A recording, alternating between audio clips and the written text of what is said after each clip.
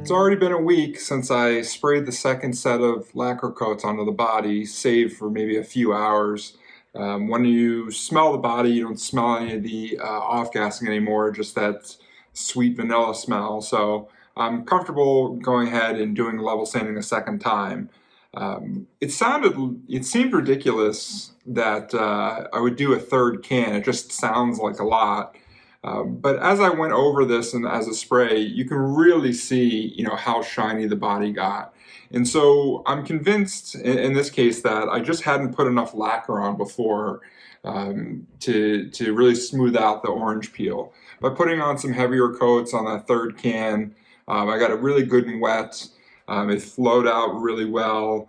And so I don't anticipate having to do a ton of sanding, but I'm still going to do this on time lapse because it's a bit tedious to watch. And then we'll see how this looks after 800 grit sanding.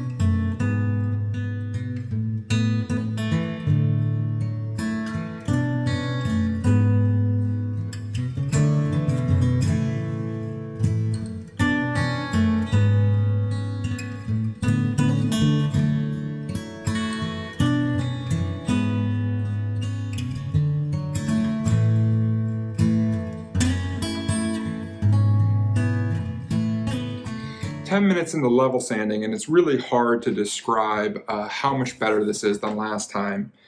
When you look across the surface now, you can see there's very few dips anymore. There's a lot of light kind of pinhole shiny reflections still, but there aren't really too many gaps. There are a few here in the single cut area. Maybe there's a little bit right here, but overall, adding more coats was a huge improvement. And so what I'm going to do now is go across the rest of the body with 800 just to make sure everything's okay, and then I'm going to spot working on some of these areas. As I mentioned before, there's this really fine line between level sanding and then sanding through your finish. And as a beginner, I would rather leave a few sand grain sized shiny spots and continue on with a higher grit sanding than to sand through and again have to spray again and take another week off. I'm pretty sure once I do 1,000 grit and maybe 1,500 grit, I'll get to the point where I can use some car polishing compound, make this super shiny, to the point where you won't see any of those minuscule kind of shiny areas. And so I'm really looking forward to seeing how it turns out. Go back to time lapse here, and hopefully when we get to the end, we'll see an amazingly shiny body.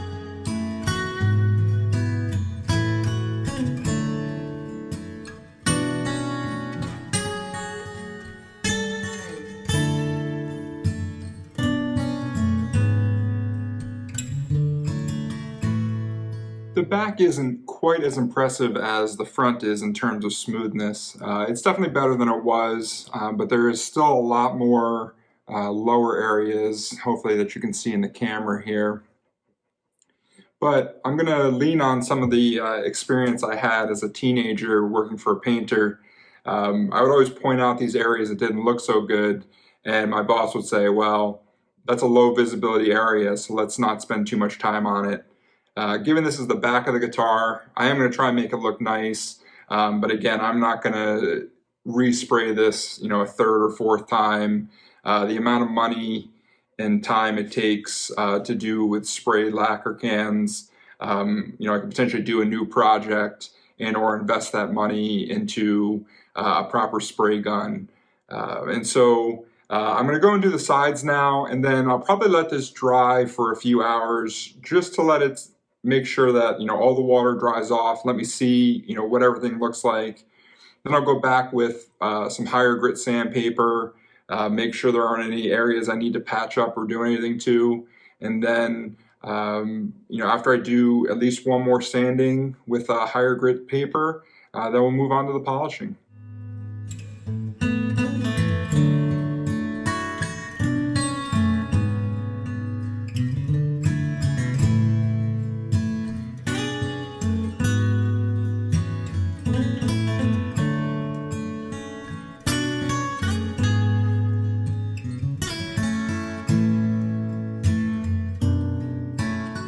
The sides are showing a very similar pattern to what the back did, even though I'm sure I smoothed out the lacquer quite a bit by doing a third can.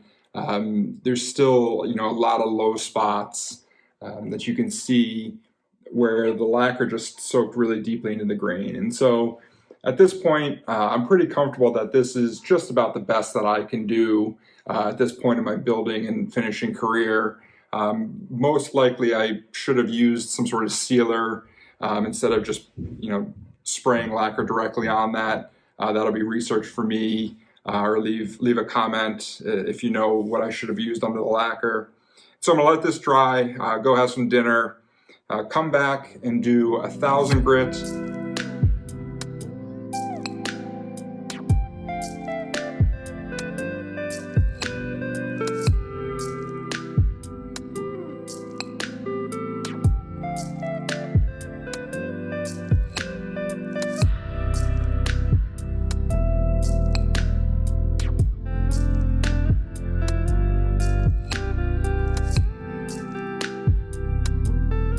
Just finished up the 1,000 grit, and the surface is definitely getting more level.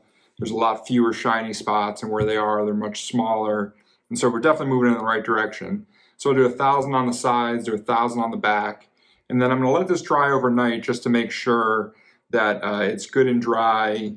If the lacquer happens to be soft for some reason, I don't know why it would be, but if it happens to be soft, I'll give it, an overnight period to dry out. And then tomorrow, I'll go over this with medium cut compound, which should do the final smoothing of the lacquer. And then the last step will be use swirl removing compound with handheld buffer. And then I should be done the body. It's now the next day. I've gone over the body, looked at it. I think I'm at the point where this is the best I can do in terms of wet sanding. My wife, always reminds me, if you keep poking at it, you're eventually going to make a mistake or do something you don't want to do. And so I'm calling it good for here. And so my next step is to move on to the polishing. I'm going to use, this polishing compound here. It's not really clear what representative grit this might be relative to what I have. I've sanded this up to 1,000 grit, and so I'm going to go over this now to with my buffer to really make smooth out as much as I can, do the best I can with kind of getting a smooth flat surface. I'll do the same on the back with the random orbital polisher, and then on the sides I'll probably do a mix of hand polishing and maybe if I can polish it with a buffer a little bit, see what I can do. And then the last step is I'll just go through with a microfiber towel and clean this off, make sure I have any gunk, anything that's left over might be taken off. And then in fact I might actually go over with another clean towel with water just to be really sure. And then I'll probably let this sit for a while. When you go over this with the buffer polisher, it does generate heat, and I want to make sure that I don't soften up the lacquer in any way. And so after I do this first pass with the medium cut cleaner, I'll probably let it sit for 20 minutes or more, go get a cup of coffee, and then come back and do my scratch remover polish, and then should pretty much be the best that I can do.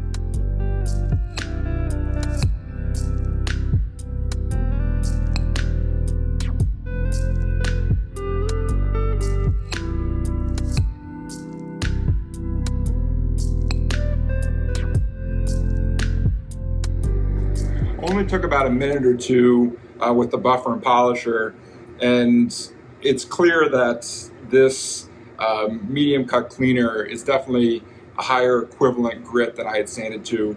This is much smoother now. In fact, when you look, you can see that there's a considerable shine now. We're definitely getting close. So I'll go around to the other side with the medium cut cleaner, make sure I get all traces of it off. It's orange colored, so You definitely don't want to be leaving it around in the cavities and such, but we're definitely very close here. And right after this, we'll put on the swirl remover, and then I'll be done the body.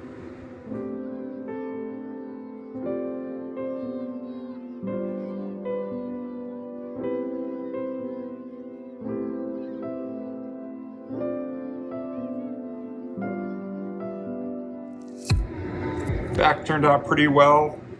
You can definitely see some low spots where the lacquer is sunk into the grain, and so that's just going to be, one of those things that do better next time.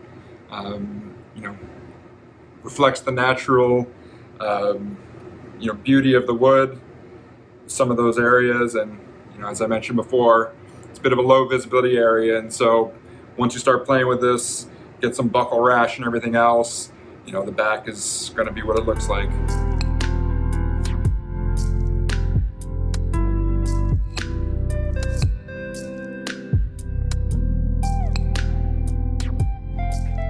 It's dried for about 20 minutes now, so now we'll go over and do the scratch remover and see what the end result is.